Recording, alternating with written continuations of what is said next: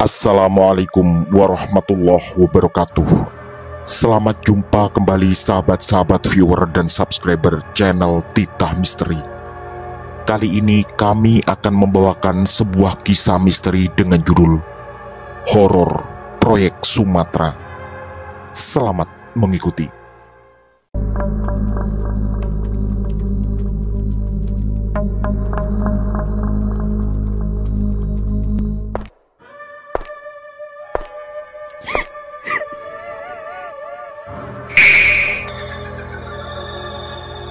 Jangan pernah mengikuti kisah ini sendirian. Sumatera Selatan 1994. Bahkan sampai saat ini, Ferry tak pernah bisa melupakan kejadian itu, yang menjadi peristiwa paling mengerikan sepanjang perjalanan hidupnya. Saking menakutkannya, Ferry masih sering mengalami mimpi-mimpi buruk yang terkait dengan kejadian sangat aneh itu.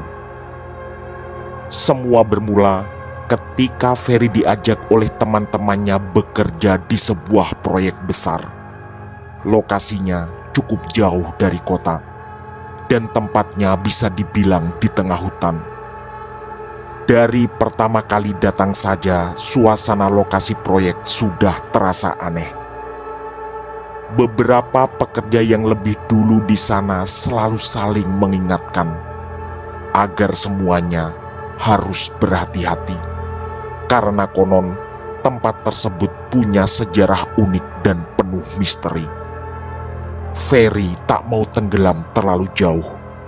Selain karena makhluk halus ada di mana-mana, pekerjaan seperti ini juga sudah sering dijalaninya. Hanya saja, dia selalu mengangguk setiap kali ada yang menasehati untuk berhati-hati. Malam pertama di lokasi proyek, semuanya mulai terasa aneh. Semua pekerja tinggal di sebuah gubuk kayu di dekat lokasi proyek. Di bangunan semi permanen itulah mereka semua beristirahat. Ketika Ferry sedang duduk di depan gubuk bersama teman-temannya sambil ngobrol dan bercanda tawa, tiba-tiba terdengar suara langkah kaki di belakang gubuk. "Siapa ya?" tanya Tomo sambil melirik ke arah suara.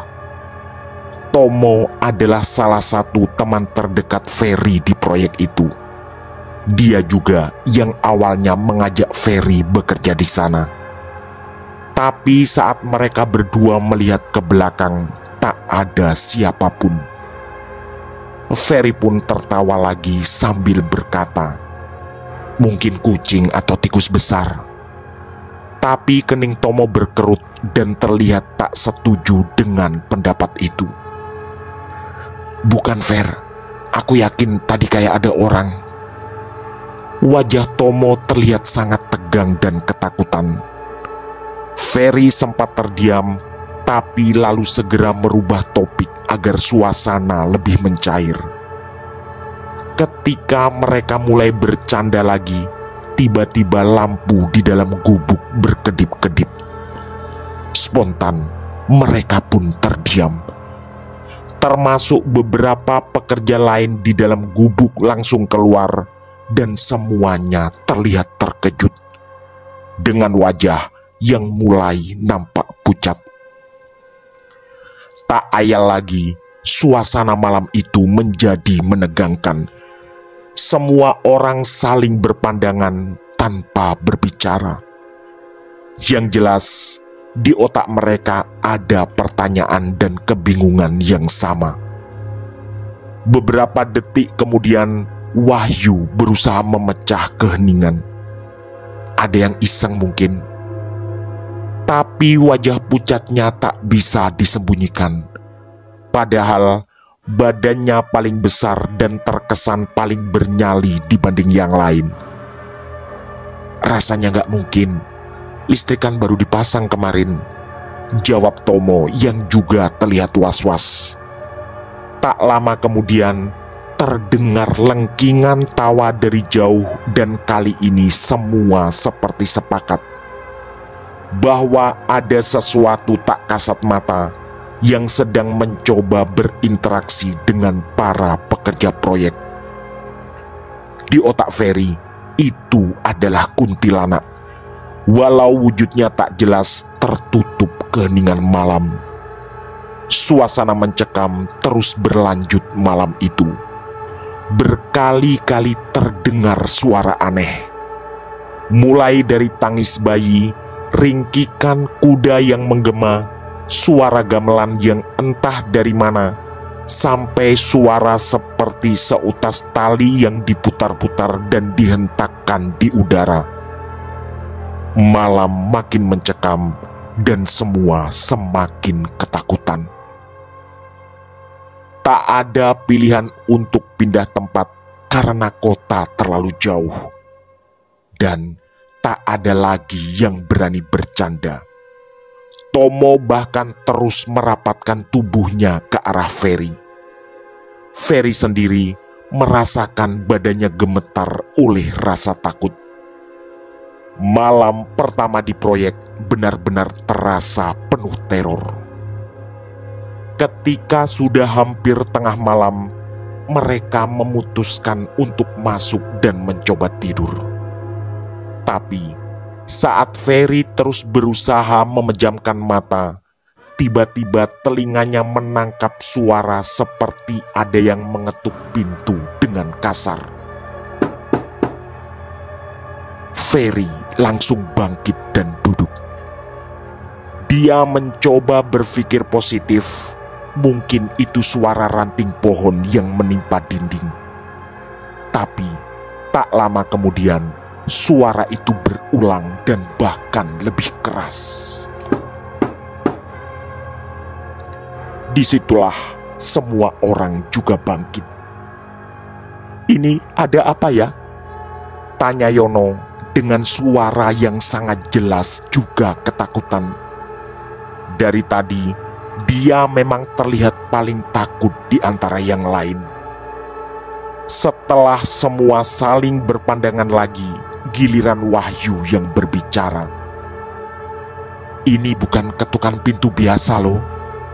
Semua orang semakin panik. Apalagi setelah Wahyu meminta semuanya lebih fokus. Dan benar saja, tak lama kemudian suara ketukan itu terdengar lagi. Tapi diiringi bisikan pelan yang tak kalah mengerikan. "Kalian pergi dari sini." Wahyu berbisik di telinga Ferry. "Kamu dengar?"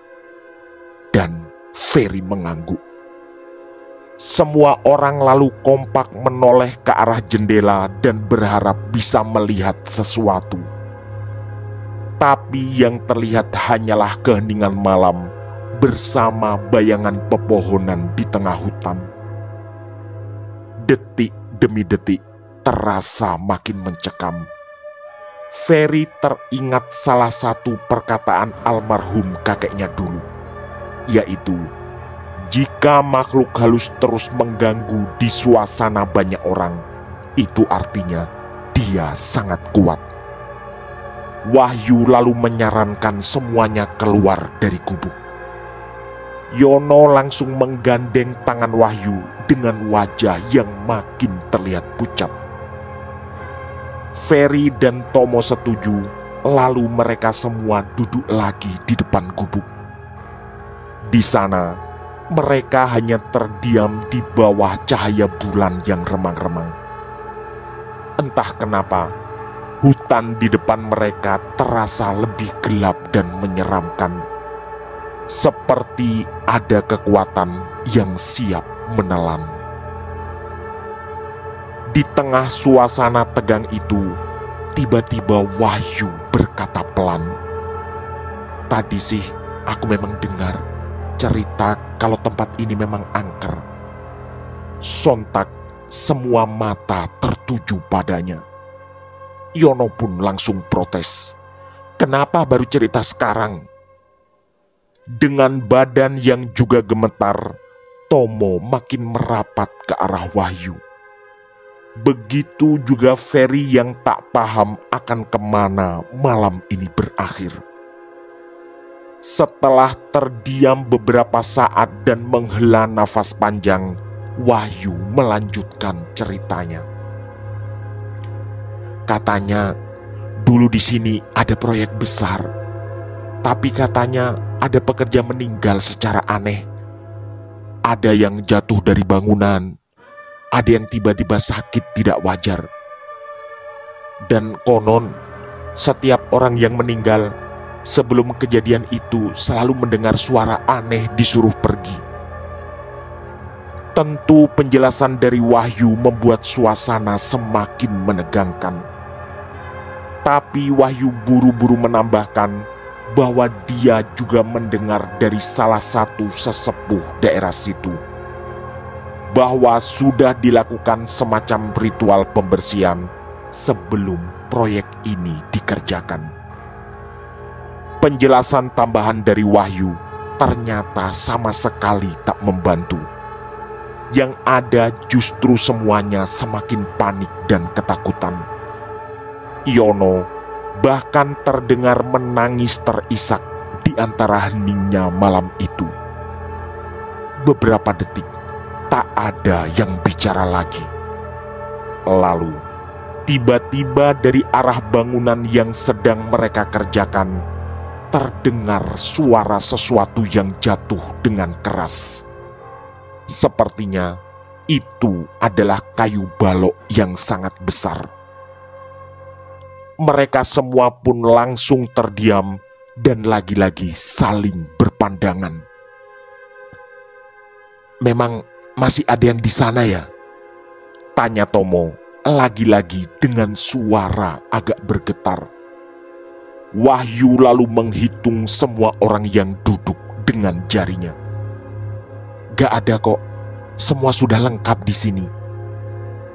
Yono lalu dengan merengek mengusulkan untuk masuk ke dalam gubuk lagi. Alasannya, keadaan di luar ternyata lebih mengerikan. Semua pun setuju.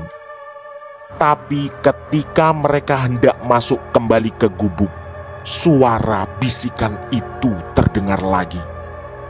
Bahkan kali ini cukup keras dan bukan lagi bisikan.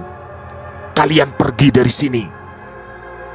Suara itu menggema dan langsung membelah heningnya malam. Sontak, semua langsung berlari masuk ke dalam dan mengunci pintu. Malam itu tak ada yang bisa tidur. Selain Yono yang menenggelamkan tubuhnya dalam selimut, semua berjaga dalam posisi duduk. Entah kemungkinan seperti apa yang akan terjadi di sisa malam itu. Semuanya serba misterius. Untungnya, walau ketegangan masih sangat terasa, malam itu akhirnya berlalu. Pagi harinya, Pak Rudi, kepala proyek, datang dan melihat semua pekerja yang pucat dan kurang tidur. "Kenapa kalian semua?" tanyanya.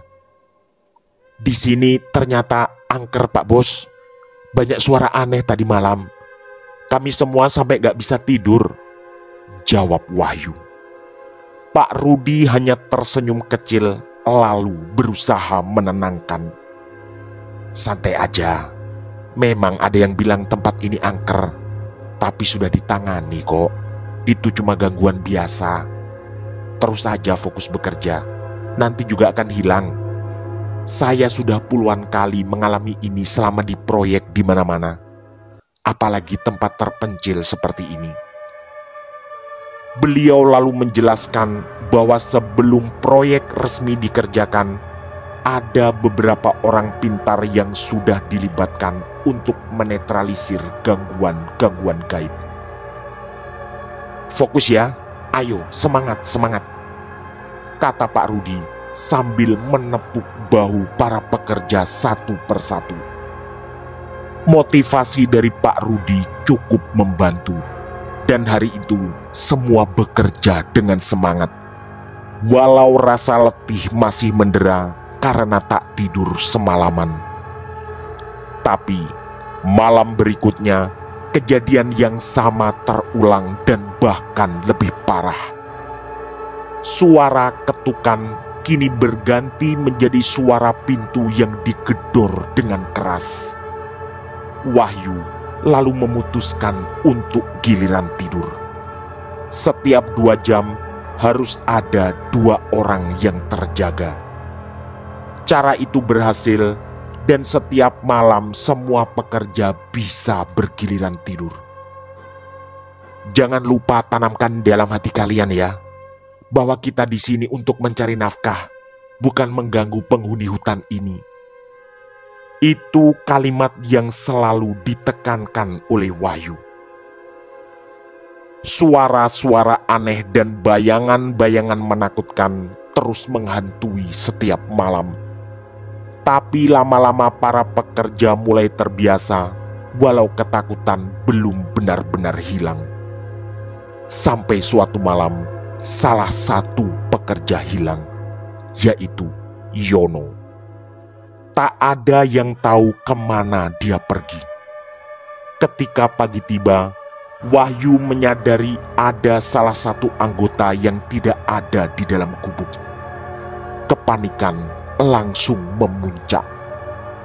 Wahyu menanyai satu persatu dan tak ada yang bisa menjawab selain kalimat tidak tahu.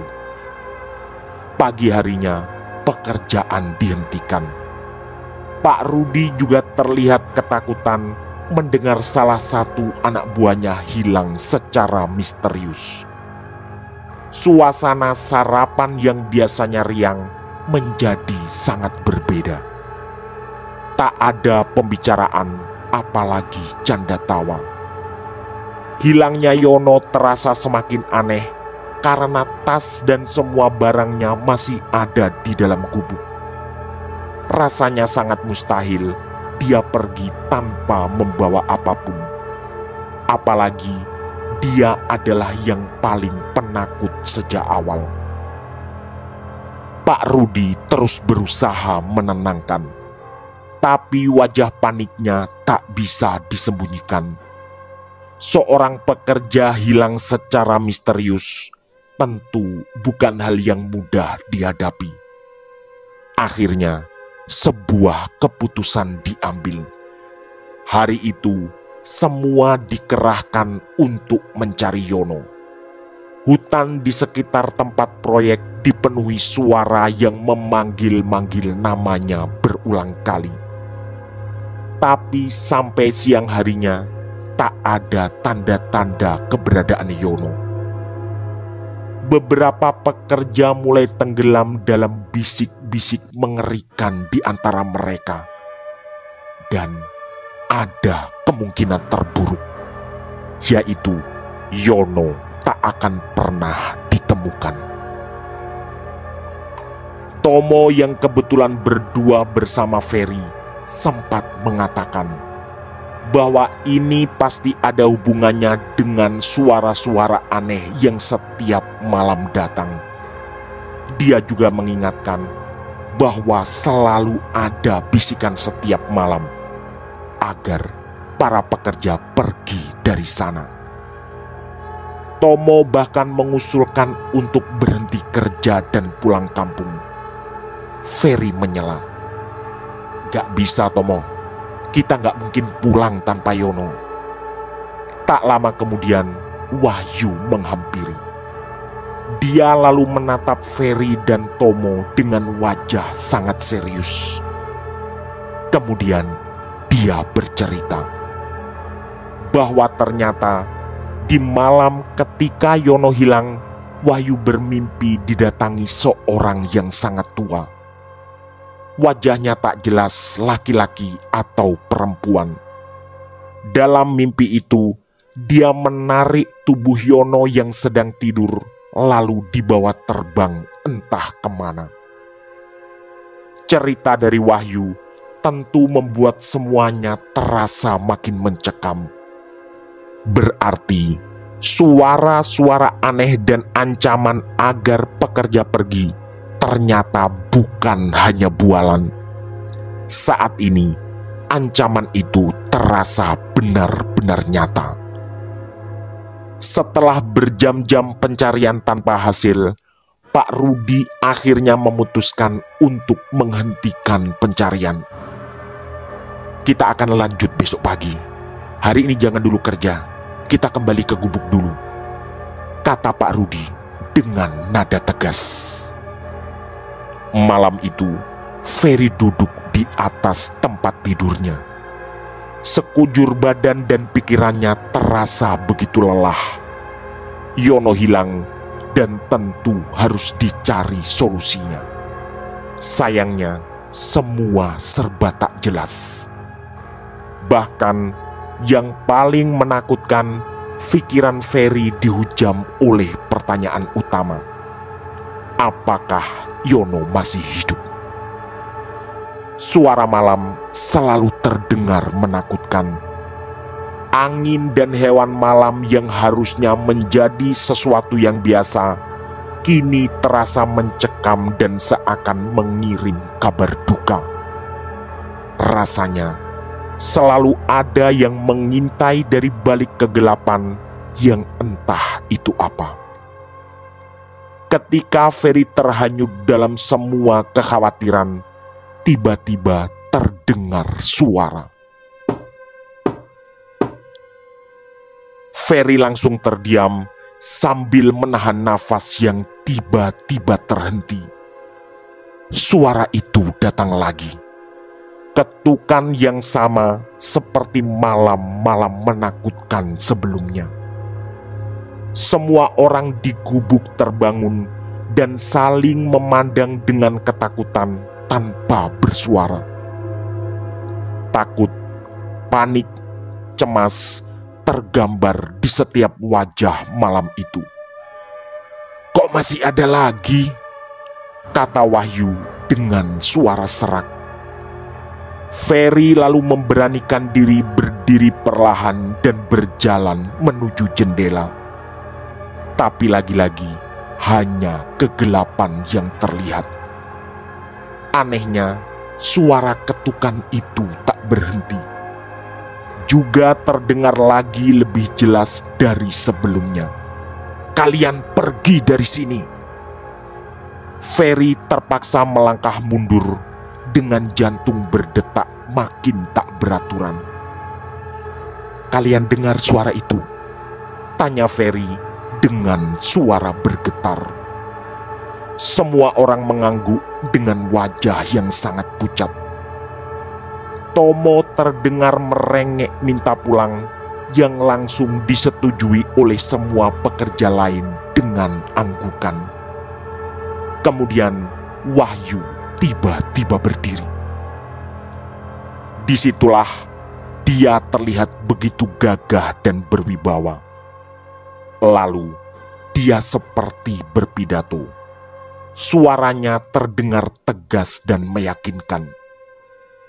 "Siapapun kalian di luar sana, kami di sini hanya mencari nafkah, bukan mengganggu kalian. Oke, kami akan ikuti kemauan kalian. Kami akan pergi dari sini, tapi kembalikan Yono." Ajaib. Suara ketukan pintu yang tadi berulang-ulang kini tak terdengar lagi.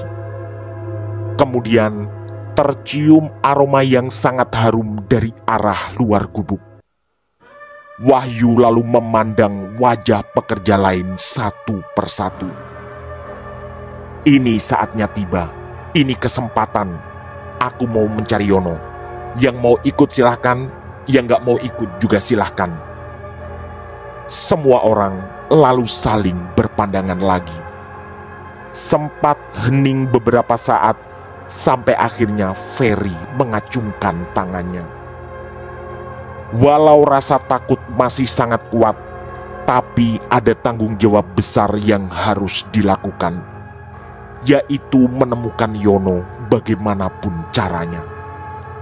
Sejujurnya, ada rasa marah karena yang lain sama sekali tak bereaksi. Tapi Wahyu segera menenangkan Ferry dan mengatakan bahwa yang lain diberi tugas untuk menjaga gubuk. Setelah mengumpulkan segenap keberanian, Wahyu dan Ferry melangkah keluar gubuk berbekal senter masing-masing. Untuk saling menguatkan, mereka berdua berjalan bergandengan. Ferry bisa merasakan getaran langkah Wahyu seperti juga yang dialaminya. Tapi apapun itu, Yono tetap harus dicari. Mereka berdua melangkah semakin jauh ke dalam hutan. Sampai sekitar 5 menit kemudian, tangan kanan Wahyu memberi isyarat untuk berhenti. Ternyata cahaya senter Wahyu menemukan sesuatu. Ada sesosok laki-laki terdiam berdiri, dan itu adalah Yono.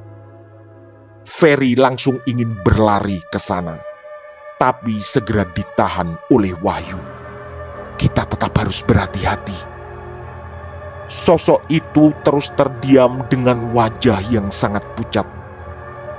Perlahan, Wahyu dan Ferry berjalan ke arahnya. Dari jarak sekitar 3 meteran, wajahnya semakin jelas terlihat. Itu adalah Yono dengan kaos putih yang selalu dipakainya setiap hari. "Yono, ayo pulang," ucap Ferry dengan suara yang juga bergetar. Tapi sosok itu tetap tak bergeming dan terus memandang mereka berdua dengan tatapan sangat aneh. Wahyu lalu menghentakkan tangannya dan menarik mundur Ferry. Ferry terkejut dan ingin melawan berbalik arah. Sampai Wahyu dengan suara agak membentak mengatakan, "Itu bukan Yono." Setelah mereka berdua mundur 3 langkah, sosok laki-laki itu bersuara. Dan ternyata benar yang dikatakan Wahyu. Suaranya sama sekali tidak seperti Yono. "Kalian pergi dari sini." Di titik ini, ketakutan Ferry terasa memuncak. Sungguh tak terbayang sesosok Yono sahabatnya bisa mengeluarkan suara semengerikan itu. Kemudian, sosok itu berjalan mendekat, atau lebih tepatnya melayang, karena kedua kakinya ternyata tak menyentuh tanah. Tak terasa, air mata Ferry menetes karena ketakutan. Kedua tangannya lalu segera mendekap tubuh Wahyu yang tinggi besar. Begitu sosok itu semakin dekat, ternyata dia hanya ingin mengulangi kalimat yang sama. "Kalian pergi dari sini." Ketika ketakutan belum hilang, terjadilah sesuatu yang meruntuhkan nyali Ferry. Wajah yang tadi mirip Yono, kini tiba-tiba berubah menjadi orang sangat tua yang tidak jelas laki-laki atau perempuan. Mungkin ini yang pernah diceritakan Wahyu dalam mimpinya. Lalu, wajah mengerikan itu semakin mendekat ke wajah Wahyu dan Ferry secara bergantian. Sepertinya dia benar-benar mengancam. Saat itulah, hidung Ferry mencium bau yang sangat busuk dan lendir-lendir yang berjatuhan. Ferry merasa tak sanggup lagi. Dia semakin erat memeluk tubuh Wahyu yang juga terkunci tak mampu berbuat apa-apa. Untungnya, tak lama kemudian sosok itu menghilang. Setelah terbang dengan meninggalkan suara tawa yang sangat menyeramkan. Ketika suasana mulai agak mereda, Wahyu segera mengajak Ferry kembali ke dalam gubuk. Tapi sebelum itu, Wahyu kembali bersuara lantang di dalam hutan. "Kalian jangan pengecut. Kami semua akan pergi seperti yang kalian mau, tapi kembalikan Yono. Dengan langkah tergesa, mereka berdua kembali ke gubuk. Tapi ada kejutan lain. Burhan, salah satu pekerja, tiba-tiba kesurupan. Terlihat Tomo dan 4 orang yang lain berusaha sekuat tenaga menahan Burhan yang terus meronta. Wahyu dan Ferry yang baru datang tentu semakin panik. Tak ada kalimat apapun yang diucapkan Burhan selain teriakan-teriakan tak jelas. Untungnya tak lama kemudian terdengarlah suara mobil. Ferry hafal, itu adalah suara mobil Pak Rudi. Ternyata beliau datang bersama seorang laki-laki tua. Ini adalah Pak Dirja yang akan membantu kalian. Begitu kata Pak Rudi. Pak Dirja lalu segera menghampiri Burhan. Setelah mengusap-usap wajahnya dan membaca beraneka doa, Burhan pun sadar. Pak Dirja lalu menanyakan apa yang terjadi. Disitulah Burhan mengeluarkan kalimat yang akhirnya menjadi jawaban atas semua misteri selama ini. Katanya, dia didatangi oleh sosok aneh yang menyeramkan. Makhluk itu mengatakan bahwa semua pekerja harus pergi, dan Yono ada di pohon besar sekitar 10 meter di sebelah kanan gubuk. Sontak, semua orang lalu berangkat ke sana, kecuali Pak Rudi dan Tomo yang diminta untuk menemani Burhan. Dan ternyata benar.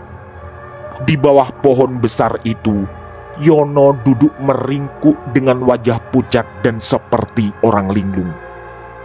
Pak Dirja lalu memerintahkan agar Yono segera dibopong ke dalam gubuk. Sesampai di sana, Pak Dirja kembali beraksi. Sambil mulutnya komat kamit melafal doa, wajah Yono yang dibaringkan diusap-usap dengan air.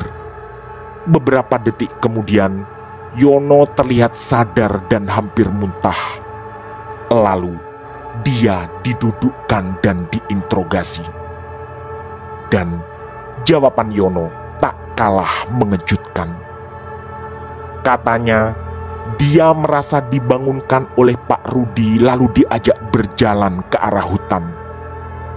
Tapi begitu sampai di sana, sosok itu bukanlah Pak Rudi, melainkan seorang kakek tua yang terus memarahinya. Bahkan Yono dicambuk berkali-kali. Yono lalu terlihat ketakutan ketika Wahyu mengatakan bahwa dia sudah hilang 2 malam. Menurut Yono, kejadian dibangunkan sosok mirip Pak Rudi rasanya baru sekitar 1 jam yang lalu. Setelah suasana mulai nyaman, Pak Rudi mengambil makanan dari dalam mobil dan mereka makan bersama-sama.